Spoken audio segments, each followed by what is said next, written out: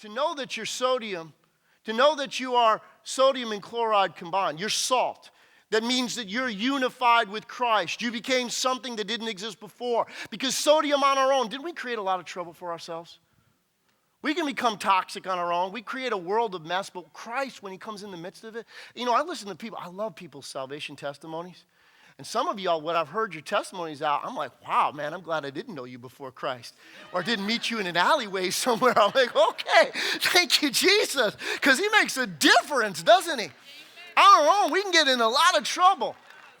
But God takes something that can be toxic and turn it into something that can be a blessing when united with it. And we need God. And that's the truth that we understand, that we're salt, and therefore we have a responsibility. And so, as I said, the value of salt in the ancient world, it had three predominant purposes for which they used it. Number one, salt created thirst. Doesn't salt cause you to be thirsty?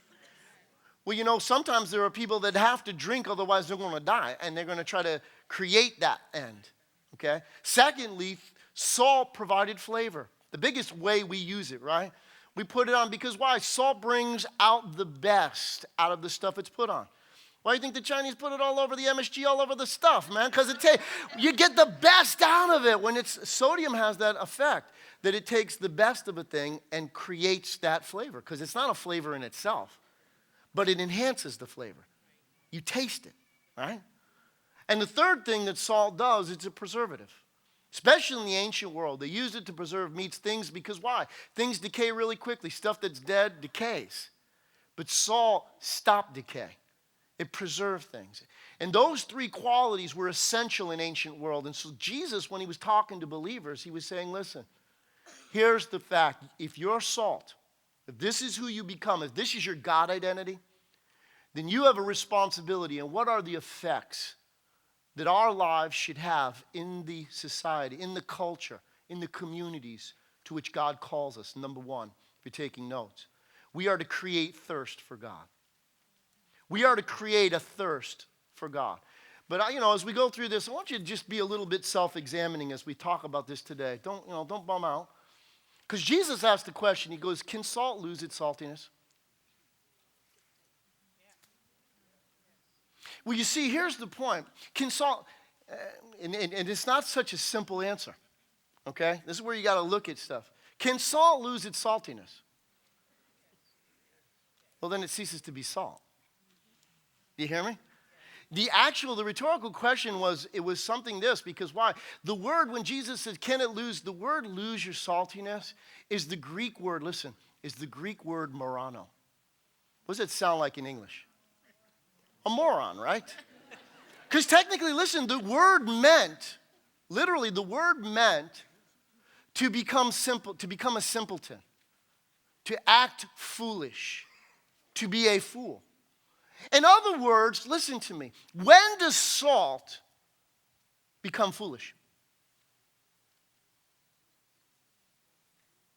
Y'all looking too quiet. This is not first service. This is after 11, okay? When does salt become foolish? Because see, the way that word morano was predominantly translated, it's used 4 times in the New Testament. It's used here in Matthew, it's used in Luke, when Jesus used the same terminology regarding salt. But then, in the book of Romans chapter 1 and 1 Corinthians chapter 1, it translates the word foolish. Same word, it translated foolish. So in other words, when does salt become foolish? See this salt that's contained in this container? When is this foolish? I'll tell you what it means. When it doesn't do what it was created to do, it's a waste. It's stupid. It's foolish. So as long as the salt in my house stays in the jar but never gets on the food, that's just a waste. What do I got it there? If it's a pretty ornament? You put this out on the table to impress everybody that this is like this nice looking thing. If nobody picks it up and actually pours any of this out, it's foolish to even have it there, right?